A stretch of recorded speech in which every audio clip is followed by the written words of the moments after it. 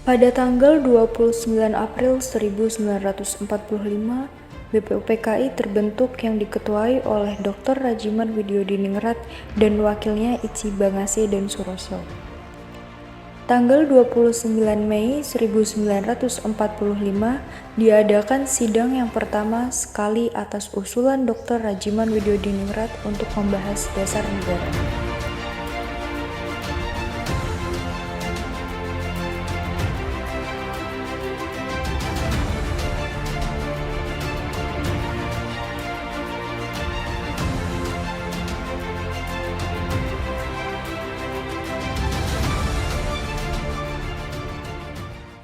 Assalamualaikum warahmatullahi wabarakatuh. Waalaikumsalam warahmatullahi wabarakatuh. Coba kita panjatkan puji dan syukur atas kehadirat Allah Subhanahu wa Ta'ala karena kita dapat berkumpul di sini dalam keadaan sehat walafiat, saudara-saudara sebangsa dan tanah air. Bangsa Indonesia ini akan menghadapi bangsa yang baru, bangsa yang mengguncangkan dunia. Oleh karena itu, dalam sidang ini membahas dasar negara Indonesia sebagai fondasi bangsa Indonesia yang akan datang. Saya Dr. Rajiman, dengan ini saya akan rapat sidang dimulai. Kepada saudara-saudara untuk berpendapat atau yang mempunyai saran yang bagus untuk menyongsong kemerdekaan negara ini dengan menyampaikan usulan-usulan dasar negara, silakan pada saudara-saudara, saya persilakan. Saya mempunyai usul. Silakan Muhammad Subarjo. Baik, saya akan menyampaikan usulan saya. Indonesia adalah negara yang kaya akan tradisi dan budaya. Sejarah Indonesia membuktikan bahwa Indonesia adalah negara yang sangat besar apabila bersatu. Oleh karena itu, membutuhkan dasar negara yang mengakomodir seluruh pihak dan seluruh bangsa Indonesia. Terima kasih. Baiklah, saya setuju dengan pendapat Bung Subarjo. Kita negara Indonesia akan membutuhkan sebuah ideologi yang dapat mempersatukan pihak. Terima kasih. Baiklah saudara, saya telah mendengar usul yang telah diutarakan dan saya telah membuat rangkuman menurut saya. Dasar negara dirumuskan dengan 5 poin dan 5 poin tersebut adalah: yang pertama adalah peri kebangsaan, yang kedua adalah peri kemanusiaan, yang ketiga adalah peri ketuhanan, yang keempat adalah peri kerakyatan, dan yang kelima adalah peri kesejahteraan rakyat. Saya akui, kata-kata Anda sangat luar biasa. Tetapi perlu diingat bahwasannya Indonesia berlandaskan Islam. Maka dari itu, Indonesia harus berlandaskan Islam. Apa kau tidak dengar perkataan kita tadi? Kita membutuhkan landasan negara, bukan kepentingan Anda saja yang dibutuhkan. Saya sepakat dengan usulan duniawi. Menurut saya ide dia sudah jelas karena sudah mengandung unsur ketuhanan yang sekiranya dapat diterima oleh Indonesia karena Indonesia sangat beragam.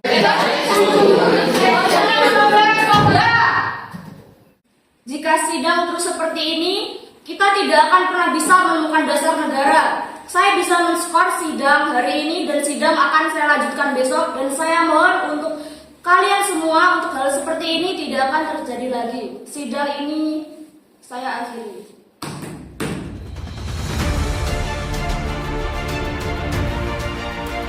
Hari kedua, tepatnya tanggal 31 Mei 1945, Profesor Dr. Supomo membuat rumusan.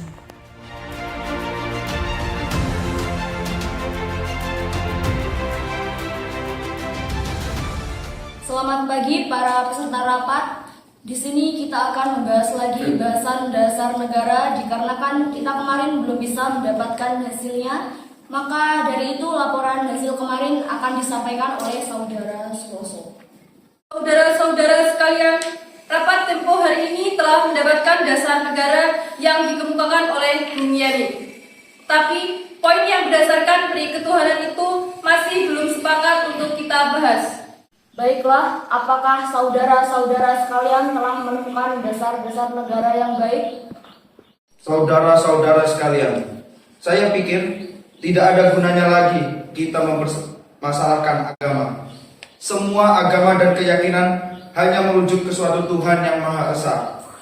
Maka dari itu, makin banyak permasalahan yang penting dan mendesak untuk kita bahas. Terima kasih.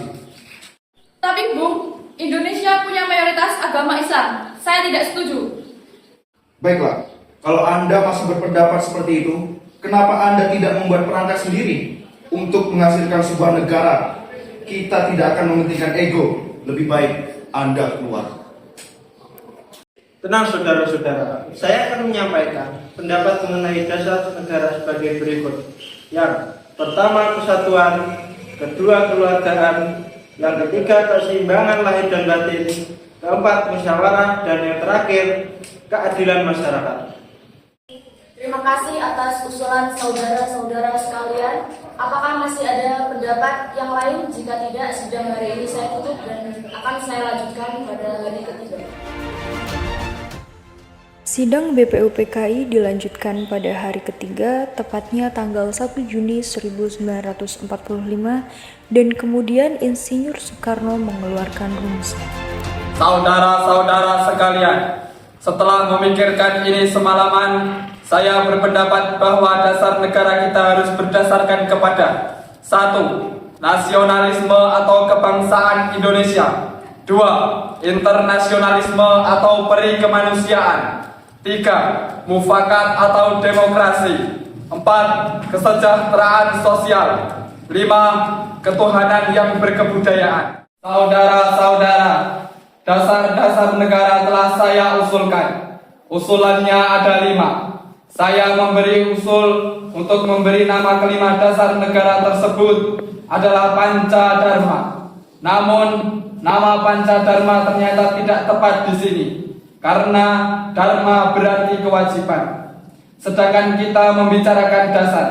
Setelah mendapatkan saran dan petunjuk dari seorang teman kita ahli bahasa, akhirnya saya memberikan nama kelima dasar negara ini, yaitu Pancasila. Panca artinya 5 dan sila artinya asas atau dasar. Apakah saudara sekalian setuju dengan usulan saya? Bagaimana Pak Ketua? Apakah usulan nama Pancasila bisa diterima? Baiklah, silakan kepada para hadirin anggota sidang untuk menyampaikan pendapat tentang usulan nama Pancasila yang disampaikan oleh Bapak Insinyur Soekarno. Ketua, saya selaku perwakilan dari para anggota sidang menyatakan setuju dengan nama Pancasila yang disampaikan oleh Pak Soekarno. Baiklah, ternyata para anggota sepakat untuk menyetujui pemberian nama dasar negara yang disampaikan oleh Pak Soekarno, yaitu Pancasila. Saya rasa usulan nama yang diberikan oleh Pak Soekarno ada benarnya. Hadirin, ada beberapa hal yang akan disampaikan oleh wakil dari Jepang. Silakan Mr. Ichi Bangase. Bayu Mas. Selamat siang hadirin. Saya menyaksikan jalannya sidang dari awal hingga akhir dan menyimak beberapa ulasan yang telah disampaikan oleh para anggota sidang. Saya hanya ingin menyampaikan setuju dengan hasil rumusan tersebut, yang selanjutnya akan dipertegas lagi oleh ketua sidang. Hanya itu saja yang dapat saya katakan. Terima kasih. Arigato gozaimasu. Terima kasih kepada Mr. Ichi Bangase yang telah menyampaikan sambutan sebagai perwakilan dari Jepang. Saudara-saudara sekalian, tadi kita sudah menyimak bagaimana pandangan tentang dasar negara yang telah disampaikan oleh Mr. Muhammad Yamin, Dr. Supomo, dan juga Insinyur Soekarno. Nama dasar negara pun sudah kita sepakati, yaitu Pancasila. Namun mengenai rumusan resmi dasar negara Pancasila tersebut akan dibahas lebih lanjut lagi oleh Panitia 9. Dengan demikian, sidang pertama BPUPKI dengan agenda rumusan dasar negara kita akhiri sampai di sini.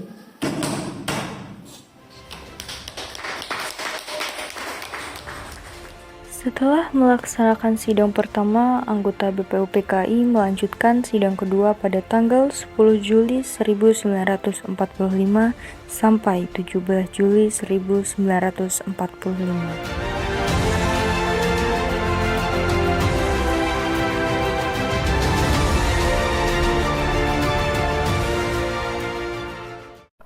Selamat pagi, salam sejahtera bagi kita semua. Yang terhormat panitia dan juga anggota-anggota BPUPKI yang berbahagia.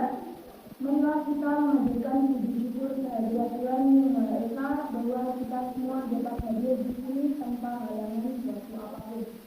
Saya selaku ketua mengucapkan terima kasih yang sebesar-besarnya atas kehadiran tuan-tuan sekalian. Dengan sambutan kebesaran saya ini, saya umumkan bahwa sidang BPUPKI yang kedua ini dibuka.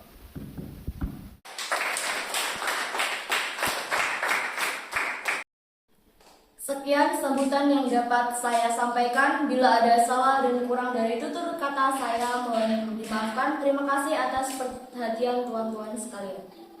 Paduka Tuan Ketua, saya juga akan mengumumkan bahwa adanya tambahan anggota baru yaitu Abdul Fattah Hasan, Asikin Nata Negara, Surya Hadi Mijoyo, Muhammad Nur Besar, dan Abdul Kafar. Saya mohon dari tuan-tuan anggota sekalian, oleh karena itu kita menghadapi saat yang suci. Baiklah kita mengheningkan cipta supaya janganlah hati kita dipenuhi oleh suatu hal yang tidak suci. Tapi dengan segala keikhlasan menghadapi keputusan bentuk negara yang akan didirikan, dengan hati yang murni yang tidak terpengaruh oleh suatu maksud yang tidak suci. Oleh karena itu saya mohon kepada paduka tuan-tuan sekalian, sukalah tuan-tuan berdiri di hadapan hadirat Allah Subhanahu wa Ta'ala untuk meminta doa. Baiklah, usulan itu kita turuti dan saya minta marilah kita mengheningkan cipta supaya mendapatkan pikiran yang suci dan juga murni dalam pemilihan. Bagi anggota yang muslim, mari kita membaca Al-Fatihah untuk memulai persidangan BPUPKI yang kedua ini. Sedangkan yang non-muslim berdoa sesuai keyakinan masing-masing. Berdoa mulai. Para anggota BPUPKI mulai berdoa menurut agama dan keyakinan Mari masing-masing. kita mulai pemungutan suara ini dengan cara voting. Mengapa harus dengan cara voting? Mengapa tidak musyawarah atau mufakat saja? Karena dengan voting kita bisa menentukan masalah dengan adil. Kita juga dapat menghemat waktu karena kita tidak mengeluarkan kata-kata yang tidak penting. Marilah tuan-tuan, kita lakukan voting untuk menentukan bentuk negara. Tuan Ketua, kami sudah mengetahui bahwa ada 60 sistem. Yang memilih republik ada 55 sistem, kerajaan 6, lain-lain 2, dan belangko 1. Saya mengucapkan terima kasih atas pekerjaan komisi. Anggota sekalian sudah mendengar bahwa telah dipilih oleh sidang Dokuritsus Jumbito Saka yang kedua kali ini yang melahirkan 64 stem, ialah yang 55 republik, 6 kerajaan, 1 belangko, dan 2 lain-lain. Jadi semuanya ada 64. Sudah ada ketetapan dalam waktu ini, nanti kita bisa membuat pelaporan yang sejenis-jenisnya. Jadi, putusan panitia itu republik. Sudah terang republik yang dipilih dengan suara terbanyak. Sekarang saya minta untuk beristirahat. Semangat nasionalisme dan patriotisme terlihat sangat nyata dalam perbincangan sidang BPUPKI tanggal 10 dan 11 Juli 1945 ketika membahas masalah wilayah negara. Semangat tersebut antara lain dikemukakan oleh beberapa tokoh berikut ini.